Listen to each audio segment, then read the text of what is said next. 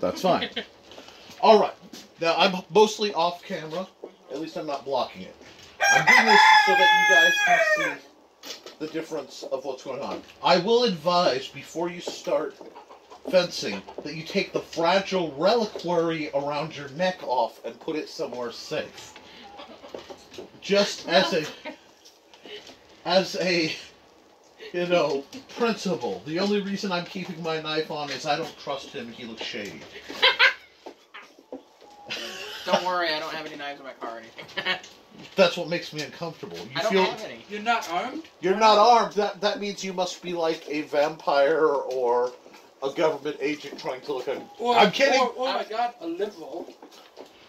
Right, now, I got... Nah. Okay. I have no politics on the channel. Except arguing pro 2A. So I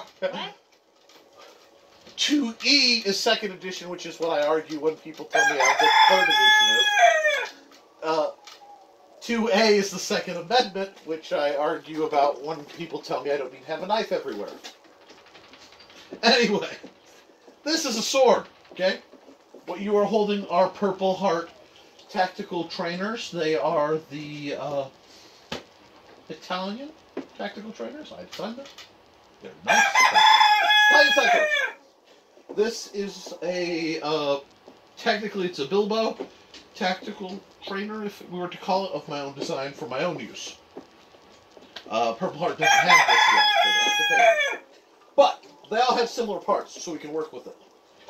Now, the art of fencing, sword fighting is sticking the pointy end in the other guy before he sticks his in yours. Fencing is understanding how to do it with finesse. This is a sword. I was supposed to water the chickens. I will water the chickens later. Forgot to do that. Okay. Yeah, I look professional. Okay. You're talking about sword parts. Okay, we've got the blade.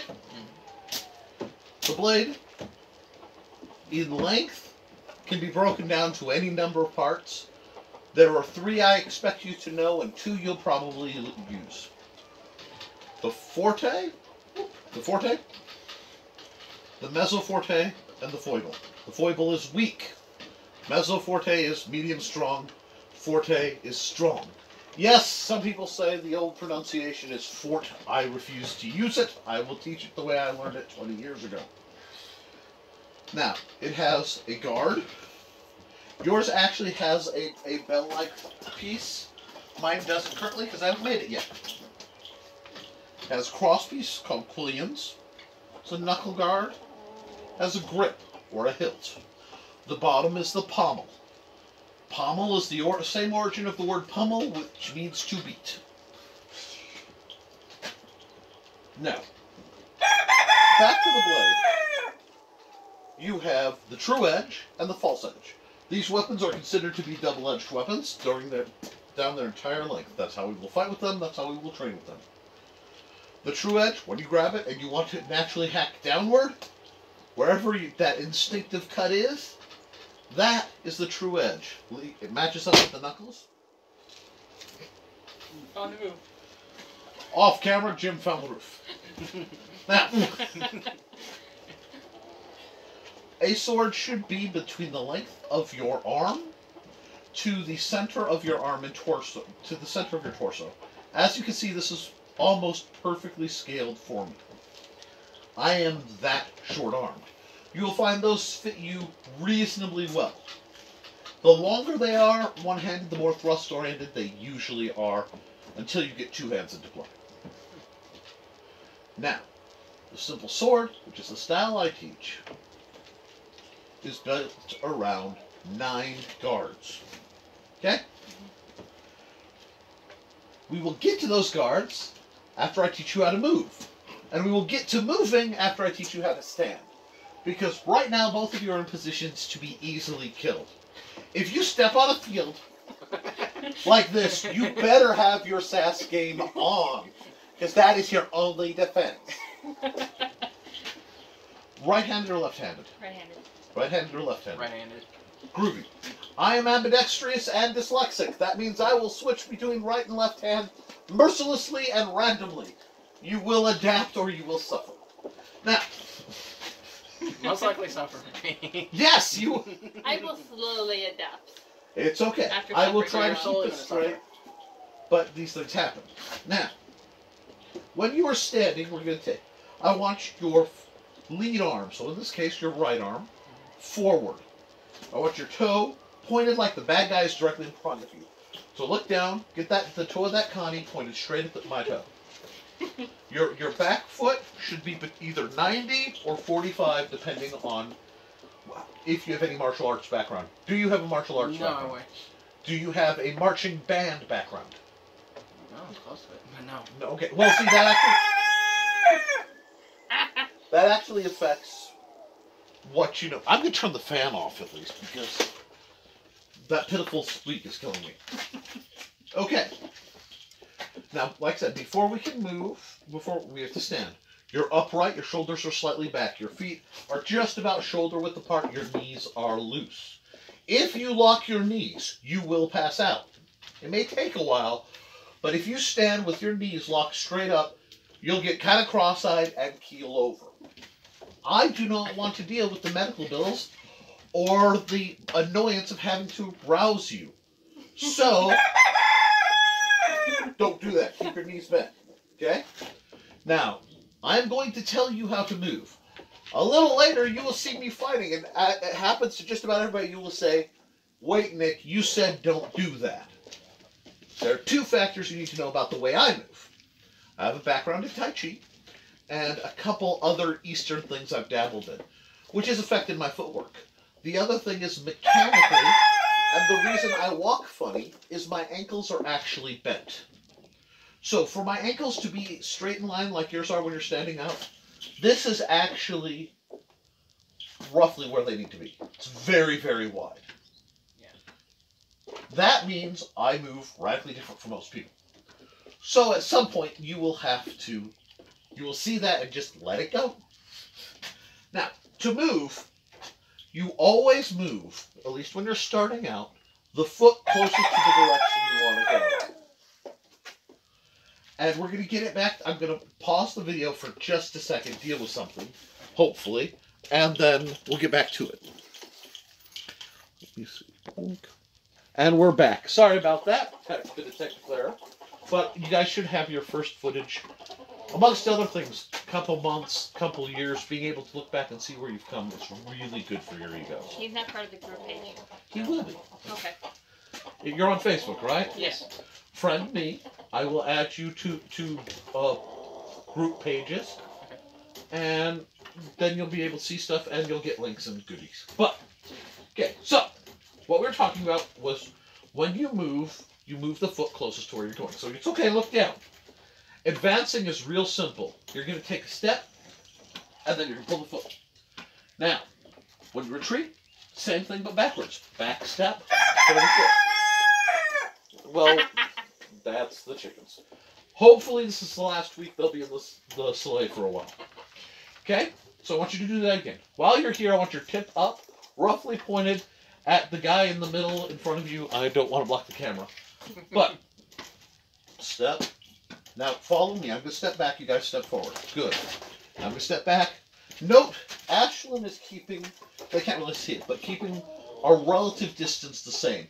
That is an important skill to have, because that's how you're going to be able to judge. Right now, even though my weapon is much shorter, I can barely poke her. I'm not going to, well, here, I can barely poke her. And that's only because of protrusion.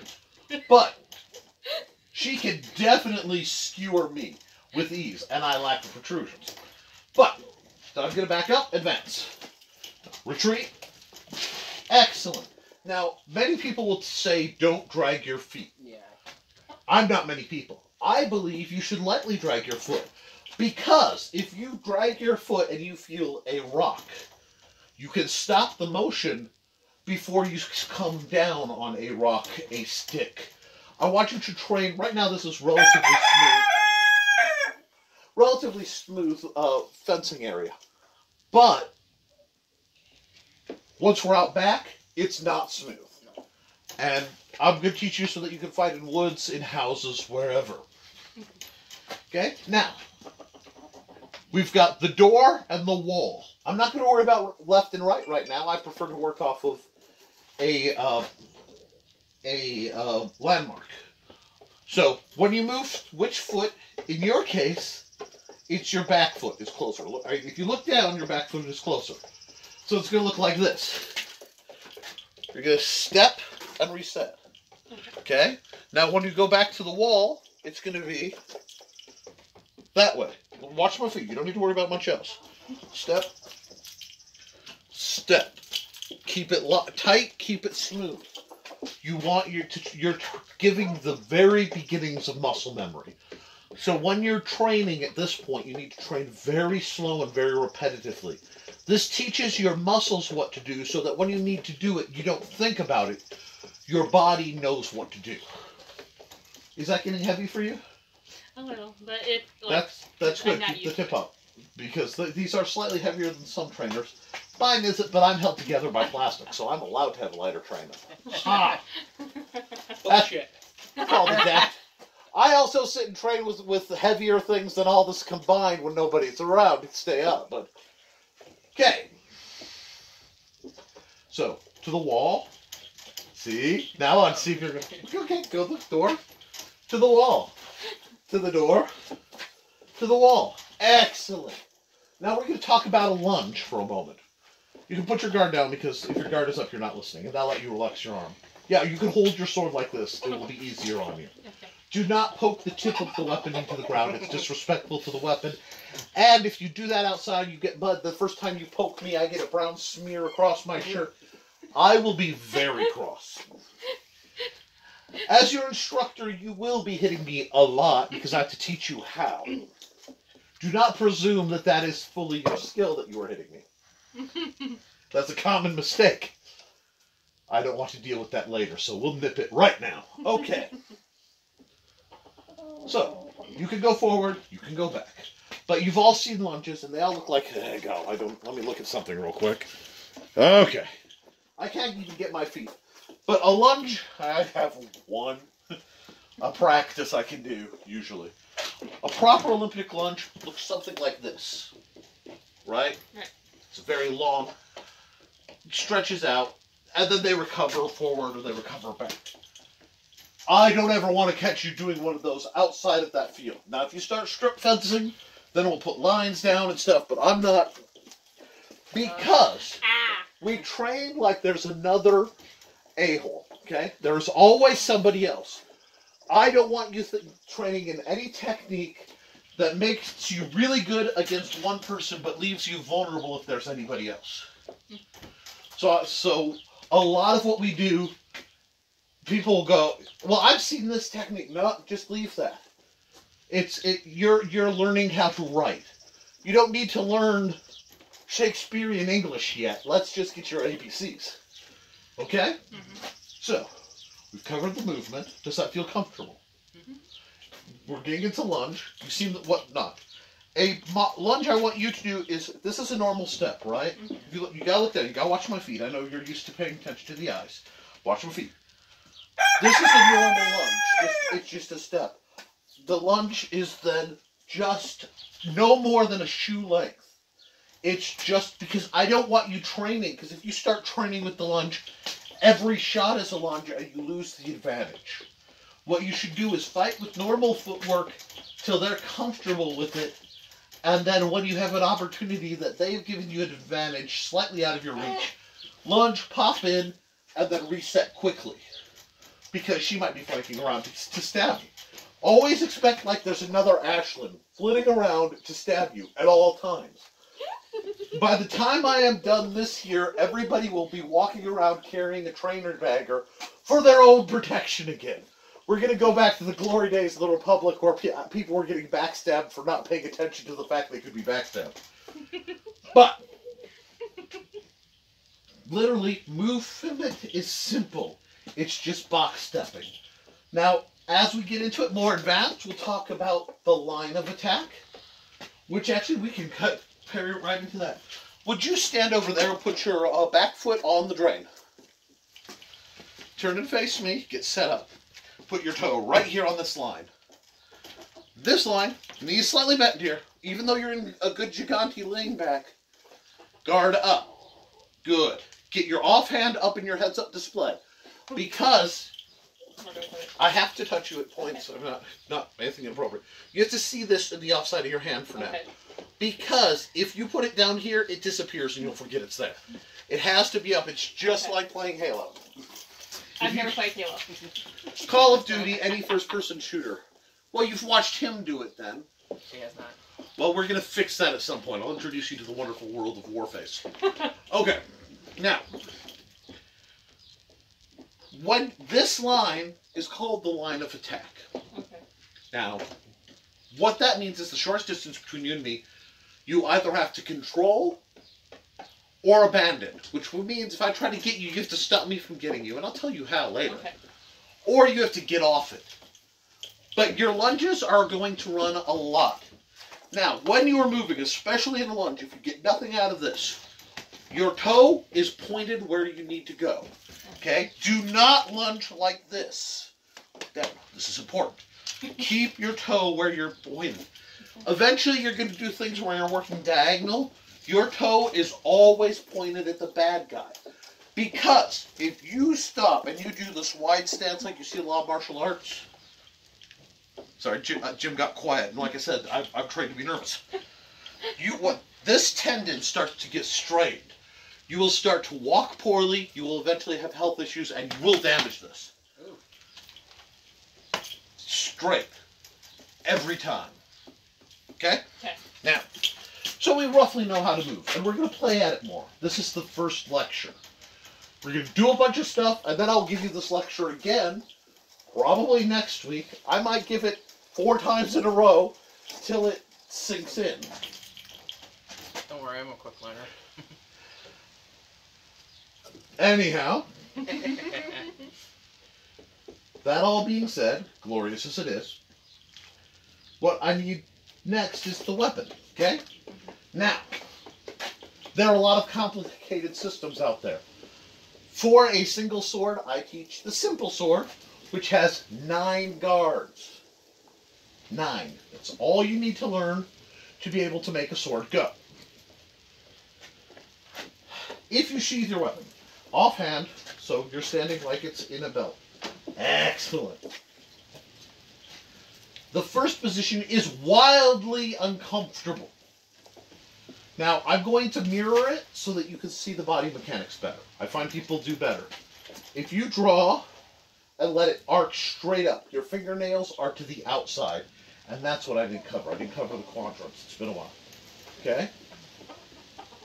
That is first position. Now you're going to lunge. You're going to thrust. You're going to stab slowly downward. It's going to target an upper thigh, or in the case of a low shoulder. This guard is uncomfortable. You don't like it. Why do I teach it first? You can sheath your sword again, because I'll keep it out of trouble. No, really, it helps. If you are in a hallway, if you are in a narrow alleyway, musketeer types, the old cities were narrow to make it hard to sword fight. You suddenly have to defend yourself. If you swing out, guess what you do? You hit wall. If you chop, you hit wall. You might hit overhang. If you learn first, followed by light lunge, very quickly in very small area, do you get a quick draw. Many sword fights look more like cowboy quick draws at short range than look like convoluted things. I want to kill you and be done with it so you don't kill me back. So first is right here. Okay? Okay. So do it again. Pull out. Thrust. It's okay. Don't step. Don't start the step. Just the stab. Because you have to learn your reach Okay. without the step, or else you'll constantly be coming short later. Okay. Up. Stab. And back. Good. Now, this is uncomfortable. Go ahead. Hold it up. I want you to understand how uncomfortable it is. It's okay. No one likes this. rotate 90 degrees down. You feel that? Nice? This is second. Now if you throw the shot, you'll find it has a wrap in that it arcs around just a little bit. So if I'm standing here, and you go here, I'll fix your footwork a little bit there. You want your body at 45 degrees. Get that offhand up. Left shoulder back a bit. Left shoulder back, offhand up in your heads up display. Left hand up. Oh. Up, right. He's fucking you. Off Left hand. hand up. Up. Yeah. You know what? I've dealt with this kind of thing before. I'm like, Put this in your hand. okay. What does it do? It comes up. You see it? Yeah. Put an object in your hand to prove to you have an object. Right? It's okay. Now see, feel how that wraps. There's a reason for this. This is one of our 2 counter guards. I'm going to do the same thing for you. Feel how it has a natural arc. You want that. It's a thrust, but as you can see, it's the fencing equivalent of a hook. Okay? Now, from first and third, rotate 90 degrees into third. This, doesn't that feel much more comfortable? You're going to spend a lot of time there. Get this up. Hold on to it. Don't let me disarm you. I've given you a second weapon out of mercy. Thank me for it. And I haven't even started popping him yet. Anyway. I received a DM earlier that I have to address. Oh. That's for you, Steve. Anyhow, I was requested to thump you at some point. I didn't quite think it'd get her hiccup motor going, but that's okay. Learning should be fun. I'm not Gordon Ramsay. Anyway. Thank goodness. Left shoulder back, buddy. Bridget. Upper body, torso twist. There. We'll do an extreme for now. We'll fix it. Here is why. If you are standing square, you can poke me here, here. Easy. I'm halfway in lunge. If I'm standing here, you can poke me here. You might get here. You can't get here. Wow. I just took my target, and by rotating, half of it you can't hit. Especially front to there. Woo! If you sit here like a boxer, I'ma stab you all day, all night. If you're up, whoop, like, give it down, no. Jim can do that because Jim has a shield in one hand. That is a different ballpark. But, you especially. Now, third is the mother guard. Third is where you always want to be. A lot of people sheath and then drop back into third. That's okay when you know what you're doing, but you need to learn first anyway. This is where the real thrusts start coming into play. This should always feel drawn, okay? Don't chop and then hit. Let the tip get pulled toward the target. That's going to disguise your intent. It's going to be faster, smoother on your joints. Everything is about refinement. Freaking chickens. Okay. Smooth. See how it pulls out? Good. Smooth. She's done this before. See, her muscles remember. Even if she can't talk about third position, this is third position per our earlier conversation. Okay. Smooth. Now I keep this hand up because it's going to do stuff. Okay? Now, fourth, you bend at the elbow so your fingernails are pointed up. Okay? It's okay. I'll walk you through it. You're fine. Now, this is where you will have to drill this in a mirror because the point where your guard catches needs to be past the point of your body. Okay? So if I'm here, this is going to deflect the blade. And we're going to talk about that in just a second. But what happens is, go into third. Now go stand slowly, don't worry. Rotate into fourth. Good. Rotate into fourth. Now look what happens. I am in a bad position. And all you had to do is very simply, guess what? Go back into the third where it's comfortable. What if I'm coming from outside your blade? Second. Oh, look. Isn't that easy? And we're going to talk about what I'm doing. Okay. Put your weapons down for a second because I'm throwing information at you and I'm doing it fast because this is the first one. Everything that sticks will be stuff that's natural to you. Whatever doesn't, I know I need to work on harder next week. There are 4 quadrants you have to keep track of when you're fighting a single blade. Now, from between my eyes, right to my crotch, is my center line. Yeah, everybody laughs about that. If someone is trying to kill you with a sword, you want to block away from the center line. What that means is, Ashlyn, pick a target on me nice and slow so I can see it coming. Okay, she went straight for the center line. I knew she would. Target the shoulder. Actually, that's where I was aiming. Wow. Okay, we're going to work on point control drills with you. Fine. Target that shoulder. Now, what I did was I disengaged to get my blade in an advantageous position and the tip away. Now, why am I going that way? Because if I parry this way, which you may get lucky and do, she has all this time of travel to hit me. Now, especially if I'm sitting square, she's going here and I parry here, she's going to end up gacking me in the throat. So we'll turn it sideways so the camera can see it. If she's going, see? But if she's going there, very little effort and I'm safe. Not dying is very important. And you want to learn to be minimalist. You always want to fight lazy. Because I don't just have to beat you, I have to beat all your friends.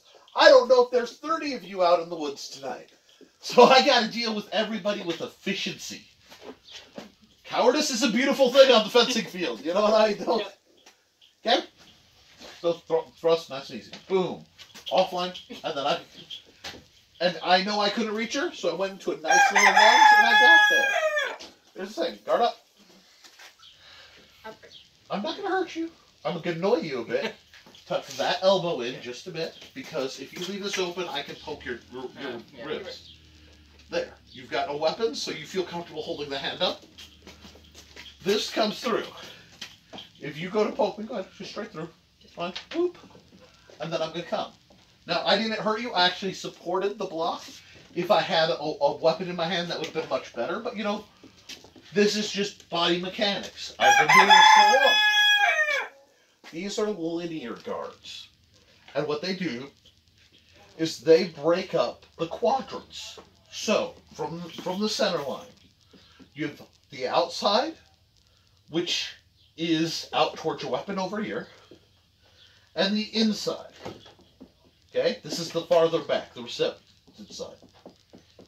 Some people try to divide it with the weapon, but the weapon moves. So you have to work on your center line. Mm-hmm. What you want is somebody to overextend and poke them in the back, facing them. That is fun. If they give me their back, I get to take it, and then I feel like a happy scoundrel because, you know, I got a sneak attack backstab bonus That's beautiful. while facing them. It is fun. It's called a feint. Well, that's baiting them into it. Don't make it more complicated. He's having trouble with sword goes in, death comes out. You know? Okay. No, it's a bluff check in D&D. It's a feint. True. No, you're right. Don't complicate him. I don't know if he if you're throwing D&D terms and he doesn't do that, we're really messing with his head. Yes. Oh, good. That makes I'm you the only one that does it. You'll be fixed anyway. Get your sword up or I'll stab you in the movie scene. Okay, now. Ashlyn, offhand up. Yeah, Every time it's about I put a punch. I'm going to give Jim a Nerf gun if y'all aren't careful. He can Every time practice it's up, I accuracy. just have to put my hand in a fist. That's fine. Put it in a fist. Whatever it takes to remember. Because you know what? Going BAM! Isn't a bad reflex to have. You know, if you're a striker, we got to incorporate that. Look at me doing my funny little one knuckle. No, I've never punched anyone in my life. I don't make a closed fist. What? No! Anyhow. Guard up. These split your quadrants. So first, second, third, fourth. Actually, you're gonna have to work on fourth. You've developed a bit since the last time you fought. Yeah. No, I'm not trying to. I'm not trying to be. I knew. Delicate. It's like, but, I know this. yeah, so you'll have to do it in a mirror, and you'll have to watch to make sure it lines up. Yeah. Easy, it'll be. Anyway. The nickname is permanent now. He'll learn a better one later, don't worry. But, what about offline parries? Because I'm showing you how to keep somebody from stabbing you. That's what linear means. If the attack comes in line. Well, what if I'm just like, oh, that's it. Yeah! Good, she remembered 5th position. Okay. I wasn't going to cleave her. And the cleave would have been for him after you put her down. Oh, yeah. Anyway, if you go back to sheathing your sword, and you cut out at a nice 45 slash, like you're cutting to this side of my head. It's okay. Sheath your sword. Shoot it. Now cut out and just let it fly through. It will bump into my sword if we do it right. No, up, you're hitting here. You're not trying to open up. No, that's it. Wow. Head. You will strike me at points. We will do so carefully, but you will make contact. Neck. You want to decapitize him. Baptize! Head. That's 5th position. 6th is leg. 7th is the other side of the head. 8th is the other leg. Okay. So what it looks like, or we'll go over there. Come on, cut. I let the lead with the edge. Cut up. I want to see if you're doing it right. 5, 6, 7, 8. Always lead with the edge. There's a temptation to go back. We aren't pimp slapping people with our swords as a trained reflex. That will just annoy someone with a sword and they will stab you more so. So you don't want to go bam. Always lead with your knuckles. Wow. Bam, bam, bam. This is the hardest basic set to learn. It's called the figure 8 because you're drawing an 8. What? 5. Why don't you take half a step that way? Yeah. I'm going to have to get tape marks for you guys on the ground when everything is set. That's okay. We're getting things started. I don't even have mirrors up yet. We are okay. Center. This is serious. Serious martial arts are serious. No. Just because it's dangerous and deadly doesn't mean it can't be relaxed.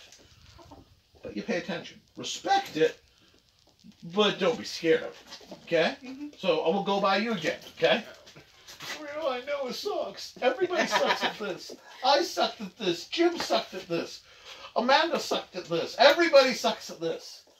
And then you get better. Cut. Now just for now, just let the edge pull the way you're going. Bam. Because I will mouth off to you enough that you want to strike me. You are a nice guy. That means I have to find your inner jerk and teach you to harness that power. Pretend you're driving and somebody driving slow. No. Inner jerk, not psychopath. He's not ready for that. I drive too. We don't want to meet our driver persona.